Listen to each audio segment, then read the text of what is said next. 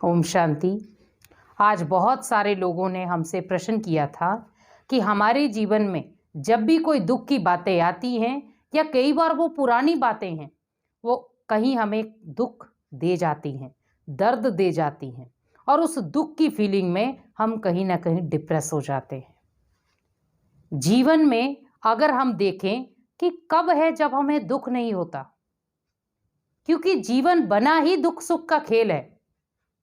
आज अगर खुशी है तो कल गम भी होगा, आज अगर दुख है तो कल सुख भी होगा, आज अगर रात है तो कल दिन भी होगा। लेकिन अगर हम हताश होकर बैठ जाएं कि ये क्यों हुआ, वो जीवन की जो पुरानी बातें थी, उन पुरानी बातों को, बीती बातों को बिंदी लगा दो। और जब हम किसी चीज पे बिंदी लगा देते हैं तो बिंदी मीन्स स्टॉप, वहीं खत्म। क्योंकि जीवन में आपके जो दुख भरी बातें आई, उसने आपको उतार चढ़ाव सिखाया।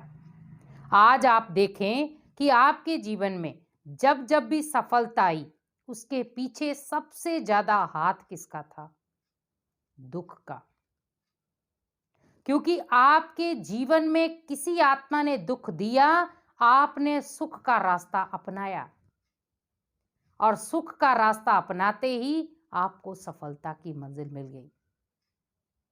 तो फिर हम क्यों हताश हुए, क्यों निराश हुए, क्यों होपलेस हो गए?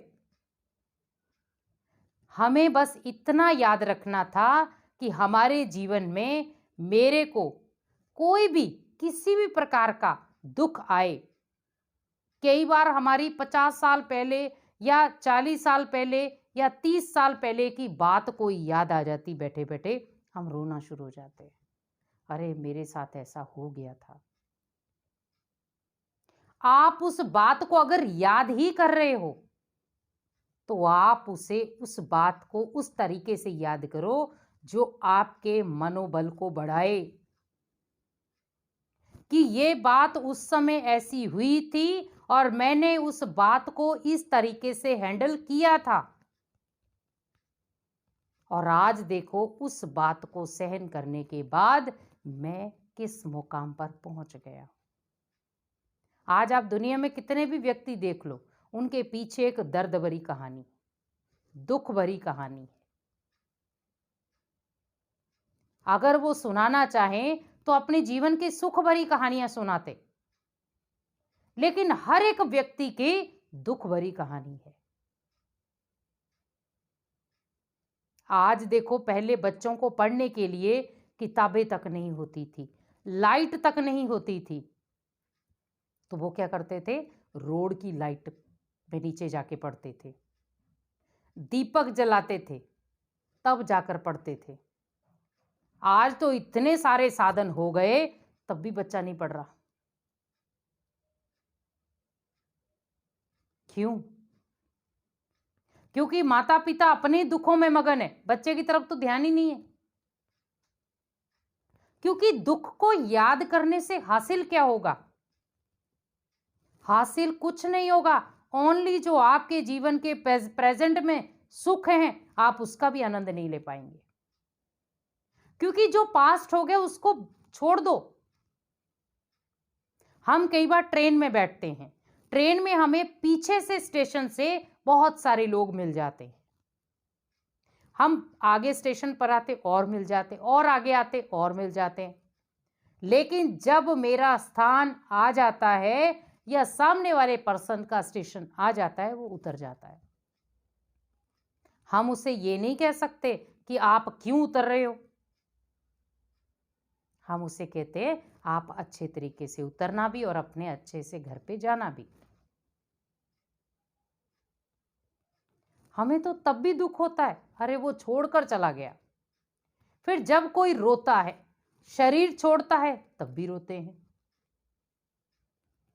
और कई देखो ऐसा तक कह देते हैं हमें रोना पड़ता है, अगर हम नहीं रोएंगे तो दुनिया क्या कहेगी। मीन्स आपको दुख को दिखाने के लिए भी लोगों का सहारा लेना पड़ रहा है। पहले ये सोचो कि रोने से क्या वो आत्मा वापिस आ सकती है?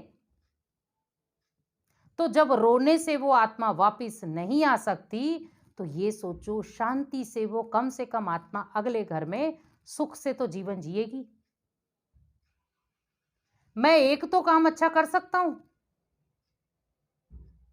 चलो मान लो हमें उस आत्मा से बहुत सारा स्नेह प्यार था, वो आत्मा हमारे घर का पिल्लर था। दुख होता है, लेकिन साथ में ये भी ध्यान रखें कि उस दुख को इतना भी फ्लो मत दे दें कि वो अगले जन्म में जो घर पे आत्मा जाकर जन्म ले रही है उसको भी दुख की फीलिंग हो। आज हम बहुत सारी पास्ट बातों को याद करते करते दुखी हो रहे हैं और जो प्रेजेंट में जो सुख लेना चाहिए था वो ले ही नहीं पा रहे। और हम बहुत सुंदर शब्दों में क्या कहते, क्या करें पुरानी बातें भूलती नहीं। आपको अगर 5 दिन का बासी भोजन करा दिया जाए, क्या आप उसे स्वीकार करेंगे? नहीं। आप 2 दिन पहले का भी स्वीकार नहीं करेंगे। तो जब सोचो आपने भोजन ही आपने स्वीकार नहीं किया, तो वो तो 40 साल 30 साल पहले की बात थी जो आप अब जाके याद कर रहे हो उसको। और मिलेगा क्या? चलो आपने याद भी कर लिया, क्या मिलेगा उससे? पास्ट की बातों को पास्ट में रहने दो। वो मेरे जीवन के वो संघर्ष में पल थे जो मैंने बहुत खूबसूरत तरीके से जिए। और वो पल जो थे वो शायद, अगर मान लो मैं वो पलों में दुख ना देख पाता तो शायद आज मेरे पास ये सुख की घड़ियां भी नहीं आती। क्योंकि सुख की घड़ियां मेरे पास क्यों आई? क्योंकि मैंने पहले बहुत सारा दुख अपने जीवन में देख रखा है, तब जाकर मेरे पास सुख की घड़ियां आई।